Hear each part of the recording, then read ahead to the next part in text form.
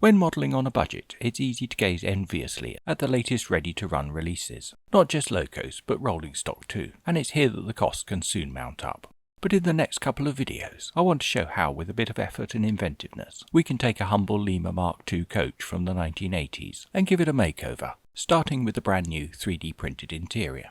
This I've designed myself, and the files can be downloaded from my website, so if you've got a 3D printer or know someone who has, and want to try it for yourself, keep watching. Obviously, the first thing we need to do is get inside, and with the old Lima, it's not immediately clear how to do this, but let me demonstrate. The roof and windows are actually one unit, and inside there are a couple of clips holding it in place.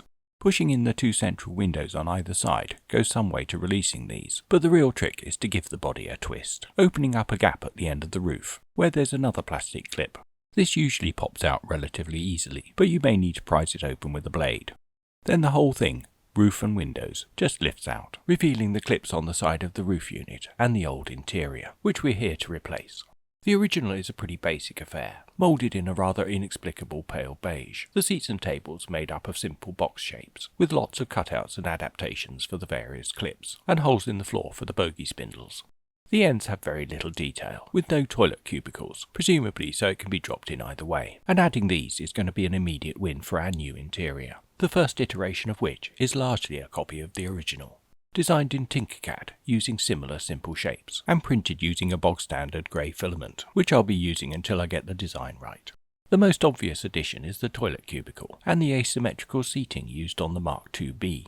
This I vaguely recollect from childhood train journeys, the details reinforced by a bit of searching on the internet, and it's there that I found more information about the seating itself. And with a bit of messing about exploring some of the more complex shapes in Tinkercad, I think I'm starting to get the look of the real thing from my reference photos, the most obvious addition being the sides of the headrests. This demonstrates an advantage of 3D printing over injection moulding, as we can build up layers at an angle, undercutting the chairs and tables, without having to assemble lots of separate bits.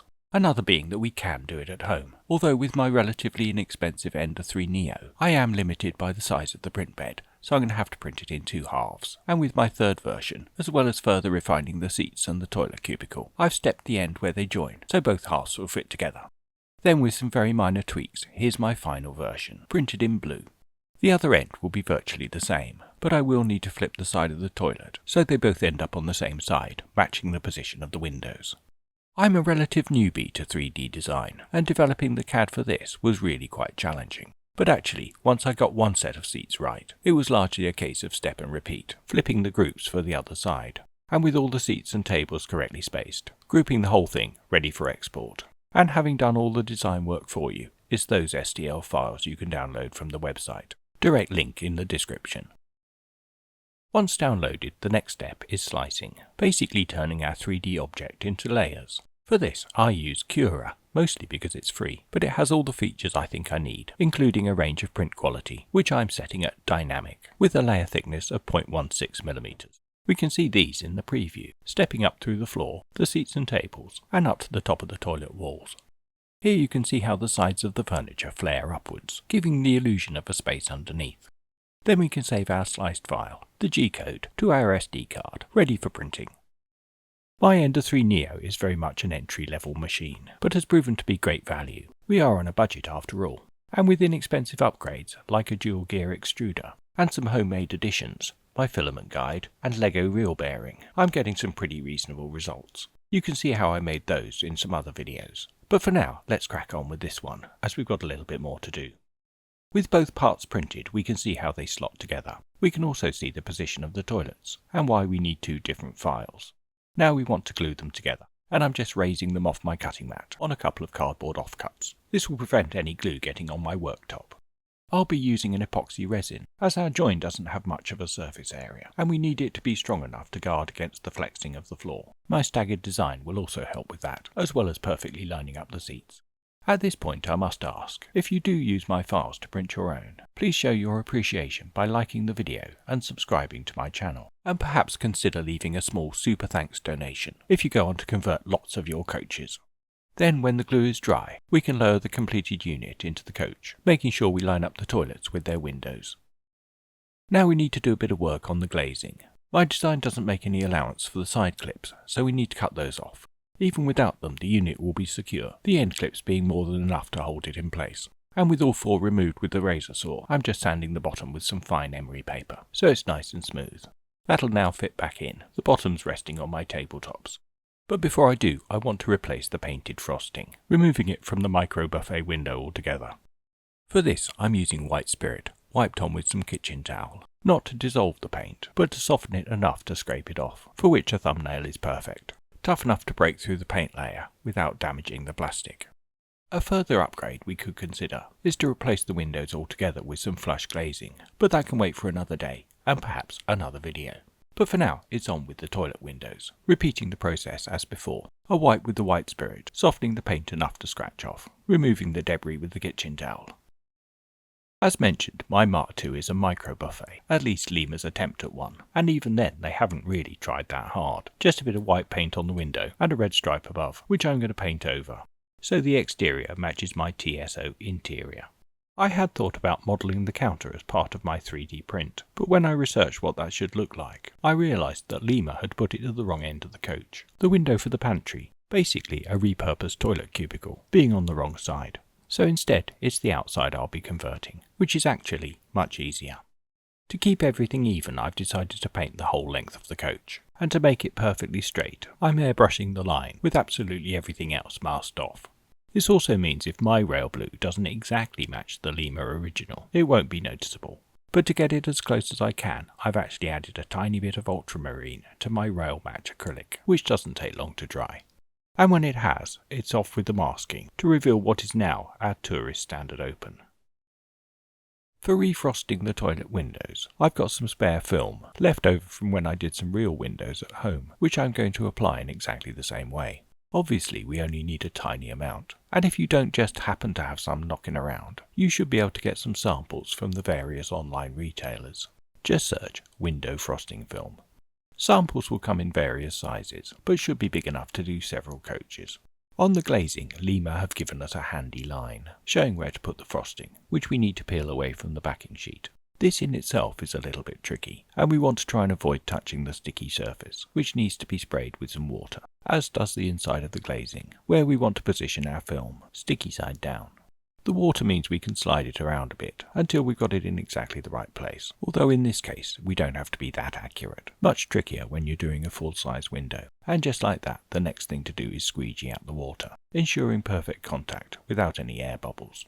Then it's time to dry off any surplus spray and dab the back of our film with a bit of kitchen towel, being careful not to move it, and then leave everything to dry. You can see I have got some tiny blemishes, mostly down to unevenness in the plastic, but once fitted, they'll almost entirely disappear behind the frame, and a definite improvement on the crude white paint of the original. With all of that done, it's back to the interior for some finishing touches. I'm not going to paint much, but I am going to do the tabletops, and first I just want to smooth off the diagonal lines left by the printer, first with a small file, and then with some fine emery paper. It's really only the tabletops where this is an issue. The floor is going to be barely visible, and if anything the lines will add to the fabric texture of the seats. The layer lines on the bulkheads are less of a problem. The painting itself is quite straightforward, the flared sides of the table making it easier to get the paint just on the top, but it is a little bit repetitive. But soon done, and when it's dry, we can go onto the toilet walls. I really struggled to find any documentary evidence for the colour. Perhaps unsurprisingly, nobody thought to take a photo of the inside of the real thing. But having reached out to the modelling community over social media, someone very helpfully shared a photo of the interior of one of the latest AccuraScale models, showing it in white, and I totally trust their research, certainly much more than Lima's. Then on to the other end for the first coat. With the pale colour, I'll definitely need at least 2. With the darker tables, I could probably have got away with just 1, but my further research on the toilet walls suggested that they ought to be black, or at least much darker. So back to work to change all of those. At least I'll know for next time. For my wood veneer, I did have a nice clear photo. I just couldn't quite find the colour to match it, so I decided to mix my own, using artist's acrylics, starting with a generous squeeze of yellow ochre, before adding some browns. I want to have enough of this to do several coaches, so I'm mixing up a fair amount, adding colours very much by eye. It's good to start with the lighter colours first, as it's easier to see the effect of each addition, adding a little bit of water when you're completely happy to get it to the right consistency for painting. As with the white, I know I'm going to do at least a couple of coats of this, so I'm not over applying. This also means the paint is less likely to blob where it meets the seats, and with my flat brush I can get a nice clean margin, both along the top and down the sides. Again, knowing I'll have the opportunity to refine this later means I can err on the side of caution and not go over the edge. The corridor and the toilet vestibules are less demanding. Some of the corners are quite hard to get to, but it really doesn't matter if we get some paint on the floor. Then on to the other end to repeat the process, although you may want to leave the first one to dry a little first. We'll definitely need to leave both of them to dry completely before applying the second coat, the first one being finished off by painting the end wall. Some of those areas really aren't going to be that visible, but the toilet floor may be, so I'm painting that grey. Then after a bit of a break it's time for the second coat for the wood, a chance to refine some of the edges, fill any bits we missed, and generally build up the opacity of the paint, so none of the blue shows through, finishing up with the colour we want.